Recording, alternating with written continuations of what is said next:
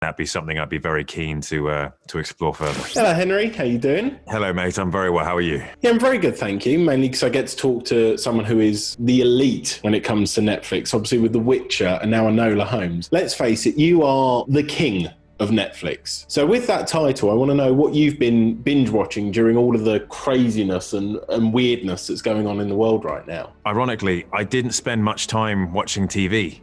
I spent most of my time in the garden. I wanted to get outside as much as possible. I mean, I love traveling, but it was really nice not to hear planes or see planes.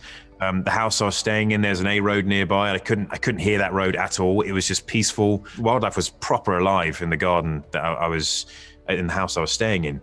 And so I spent most of my time doing that. And the stuff I did watch, I'm not too sure which of it was on Netflix and which wasn't, so I don't want to talk about it accidentally and then get in trouble. Just say Stranger Things. We'll edit that bit in. Stranger Things, The Witcher, that's what I watched. It was all Stranger Things. Netflix will be happy. We'll tick that box. It'll be fine. Perfect. Many people have played Sherlock in the past. We've got Robert Downey Jr., Ian McKellen, Benedict Cumberbatch. Like, you name it, they've done it. But your Sherlock's very different to theirs. So where did you take inspiration from when you was working out how you'd portray the character? The most important thing that we wanted to do for this was make sure that Sherlock was a supporting character to Enola. And for that to happen and work, we had to introduce more of an emotionality to Sherlock.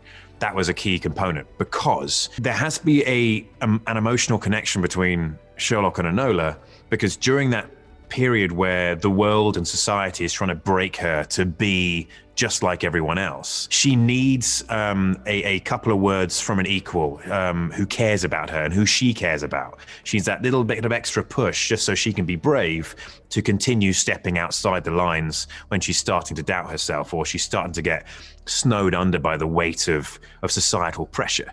And there needed to be that emotional softness between the two. And so Harry, Bradbeer, and I, and Millie worked very closely together to try and find who that person was in me. And Harry and I spoke about my experiences, about my hopes, my dreams, about my relationship with my family and everything.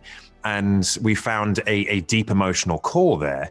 And then we applied it to the character and we dialed it back a bit because we don't want Sherlock being too emotional. Some of the rehearsal stuff I did with Harry was a lot more emotional. We said, all right, let's bring it back so we're not departing too much from the traditional Sherlock.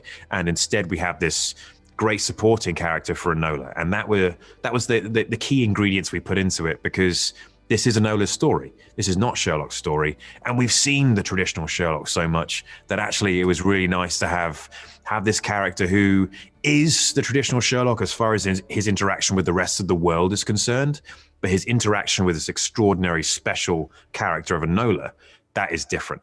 And that's what allows Enola to be even more special in the eyes of the audience. No, exactly what you said there. I think Netflix have worked really hard in developing everyone's characters, even right down to when Netflix released the character posters. They were so specific on who Enola was and what Sherlock was all about. Speaking of those character posters, your one actually went viral, mainly because someone photoshopped it. I think you can see where this is going.